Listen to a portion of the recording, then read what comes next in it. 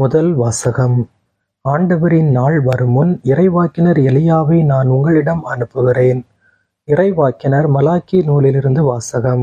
3ஆம் அதிகாரம் 1 முதல் 4 மற்றும் 4ஆம் அதிகாரம் 5 முதல் 6 முடிய உள்ள இறை வார்த்தைகள். படைகளின் ஆண்டவர் கூறியது: இதோ நான் என் தூதனை அனுப்புகிறேன். அவர் எனக்கு முன் வழியை ஆயத்தம் செய்வார். அப்பொழுது நீங்கள் தேடுகின்ற தலைவர் திடீரென தம் கோவிலுக்கு வருவார். நீங்கள் ஆவலுடன் எதிர்பார்க்கும் உடன்படிக்கையின் தூதர் இதோ வருகிறார் என்கிறார் படைகளின் ஆண்டவர். ஆனால் அவர் வரும் நாளை தாங்கக்கூடியவர் யார்? அவர் தோன்றும்போது நிற்க வல்லவர் யார்? அவர் புடமிடுகிறவரின் நெருப்பைப் போலும் சலவை தொழிலாளியின் சவர்க்காரத்தைப் போலும் இருப்பார். அவர் புடமிடுபவர் போலும் வெள்ளியை தூய்மைப்படுத்துபவர் போலும் அமர்ந்திருப்பார். லேவியின் புதல்வரை தூய்மையாக்கி பொன் வெள்ளியைப் போல் அவர்களை புடமிடுவார்.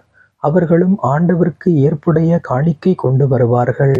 அப்பொழுது பண்டைய காலத்தில் முன்னைய ஆண்டுகளில் இருந்தது போல யூதாவின் காணிக்கையும் எருசலேமின் காணிக்கையும் ஆண்டவருக்கு உகந்தனவாய் இருக்கும். இதோ பெரியதும் அச்சத்தை தோற்றுவிப்பதுமான ஆண்டவரின் நாள் வருமுன் இறைவாக்கினர் எலியாவை நான் உங்களிடம் அனுப்புகிறேன். நான் வந்து உலகை சபித்து தண்டிக்காதபடி அவர் பெற்றோரின் உள்ளங்களை பிள்ளைகளிடத்தும் பிள்ளைகளின் உள்ளங்களை பெற்றோரிடத்தும் திருப்புமாறு செய்வார். ஆண்டவரின் அருள்வாக்கு. இறைவனுக்கு நன்றி. பதிலுரை பாடல் பல்லவி. தலை நிமிர்ந்து நில்லுங்கள், உங்கள் மீட்பு நெருங்கி வருகின்றது. தலை நிமிர்ந்து நில்லுங்கள், உங்கள் மீட்பு நெருங்கி வருகின்றது. ஆண்டவரே, உம் பாதைகளை நான் அறியச் செய்தருளும். உம் வழிகளை எனக்கு கற்பித்தருளும். உமது உண்மை நெறியில் என்னை நடத்தி எனக்கு கற்பித்தருளும். ஏனெனில் நீரே என் மீட்பராம் கடவுள். பல்லவி. தலை நிமிர்ந்து நில்லுங்கள், உங்கள் மீட்பு நெருங்கி வருகின்றது.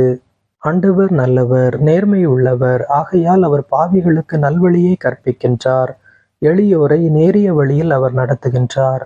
எளியோருக்கு தமது வழியை கற்பிக்கின்றார். பல்லவி. தலை நிமிர்ந்து நில்லுங்கள், உங்கள் மீட்பு நெருங்கி வருகின்றது. ஆண்டவரது உடன்படிக்கையையும் ஒழுங்குமுறைமையையும் கடைபிடிப்போருக்கு அவருடைய பாதைகளெல்லாம் பேரன்பும் உண்மையும் உள்ளனவாய் விளங்கும். ஆண்டவரின் அன்புறவு அவருக்கு அஞ்சி நடப்போருக்கே உரித்தாகும். அவர் அவர்களுக்கு தமது உடன்படிக்கையை வெளிப்படுத்துவார். பல்லவி. தலை நிமிர்ந்து நில்லுங்கள், உங்கள் மீட்பு நெருங்கி வருகின்றது. அல்லேலூயா.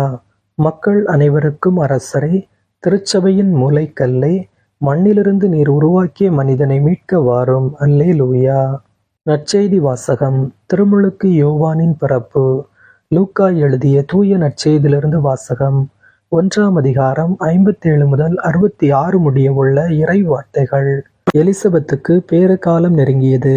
அவர் ஒரு மகனை பெற்றெடுத்தார். ஆண்டவர் அவருக்கு பெரிதும் இரக்கம் காட்டினார் என்பதை கேள்விப்பட்டு சுற்றி வாழ்ந்தோரும் உறவினரும் அவரோடு சேர்ந்து மகிழ்ந்தனர்.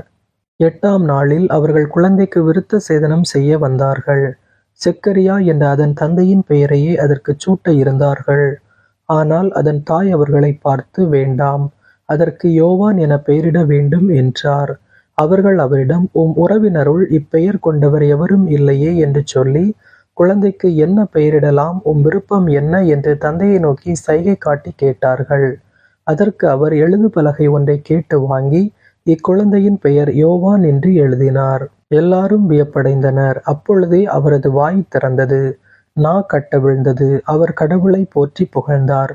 சுற்றி வாழ்ந்தோர் அனைவரும் இதை பற்றி கேள்விப்பட்டு அஞ்சினர். இச்செய்தி யூதேய மலைநாடெங்கும் பரவியது. கேள்விப்பட்டவர்கள் யாவரும் இச்செய்தியை தங்கள் உள்ளங்களில் இருத்தி, இக்குழந்தை எப்படிப்பட்டதாக இருக்குமோ என்று சொல்லிக் கொண்டார்கள். ஏனெனில் அக்குழந்தை ஆண்டவருடைய கைவன்மையை பெற்றிருந்தது. ஆண்டவரின் அருள்வாக்கு. கிறிஸ்துவே உமக்கு புகழ். இன்றைய சிந்தனை. திருச்சபை கிறிஸ்துவின் பிறப்பை கொண்டாடும் முன் திருமுழுக்கு யோவானின் பிறப்பை முன்னோடியாக நமக்கு தருகிறது. மேலும் யோவான் ஆண்டவரிடம் பெற்றிருந்த கைவன்மை, அவர் பெற்றிருந்த பண்புகள் இயேசுவின் பண்பை முன்னிலைப்படுத்துகின்றது. இவ்வாறு அனைத்திலும் இயேசுவிற்கு முன்னோடியாக பெருமை சேர்த்தவர் யோவான். ஒழுக்க நெறிகளில் தவறும் சமூகத்தில் நாம் மற்றவருக்கு முன்னோடியாகவும் உலகிற்கு ஒளியாகவும் இருக்கின்றோமா? கிறிஸ்துவின் மதிப்பீடுகளில் நம் வாழ்வை வாழ்கின்றோமா? இயேசுவுக்கே புகழ். இயேசுவுக்கே நன்றி.